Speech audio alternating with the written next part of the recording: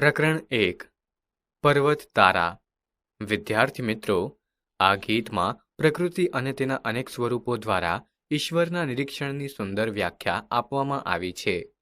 કવિએ પર્વત, સરોવર, દરિયો, વૃક્ષો, મેઘધનુષ્ય, તરણા, ઝરણા અને ફૂલો જેવા પ્રકૃતિના તત્વોને ઈશ્વરના રૂપક તરીકે દર્શાવ્યા છે.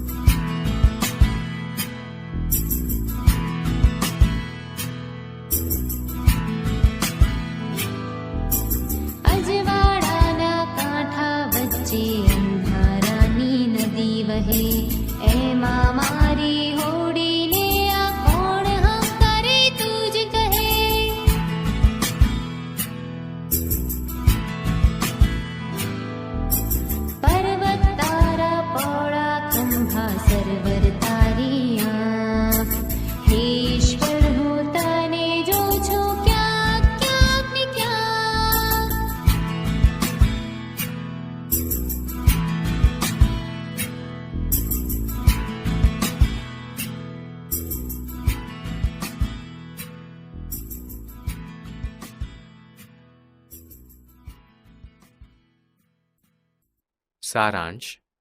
આ કવિતામાં કવિ પ્રકૃતિના વિવિધ તત્વોમાં ઈશ્વરની ઉપસ્થિતિ અને તેના સુંદર સ્વરૂપને વ્યક્ત કરે છે. કવિએ પર્વતને ઈશ્વરના પહોળા ખંભા, સરોવરને તેની આંખ અને દરિયાને તેનું વિશાળ હૃદય તરીકે દર્શાવ્યા છે. મેઘધનુષ્યના રંગોમાં ઈશ્વરને રમતા દર્શાવ્યા છે અને ઝરણાના સંગીતમાં પણ કવિ ઈશ્વરની હાજરી અનુભવે છે. તણખાના તારણહારો અને ઝરણાના નાદમાં પણ કવિ ઈશ્વરને અનુભવે છે. ફૂલોની રંગભરી સુગંધમાં પણ તેને ઈશ્વરની સોગાદ દેખાય છે. જંગલના સિંહ, વાઘ, કોયલ અને પતંગિયા તેમજ આકાશના સૂર્ય, ચંદ્ર અને તારાઓમાં પણ કવિને ઈશ્વરની અનુભૂતિ થાય છે. મોરના પીછાના રંગો અને સંગીત તેમજ અજવાળાના કાંઠા વચ્ચે વહેતી અંધારાની નદીમાં પણ કવિ ઈશ્વરની હાજરીનો અનુભવ કરે છે. અંતે કવિ પ્રકૃતિના સૌંદર્ય અને તેની વિવિધતામાં ઈશ્વરનો અનુભવ કરાવે છે. આ કવિતા પ્રકૃતિના વિવિધ સ્વરૂપોમાં છુપાયેલ ઈશ્વરની મહાનતા અને તેની સર્વવ્યાપકતાને સુંદર રીતે વર્ણવે છે.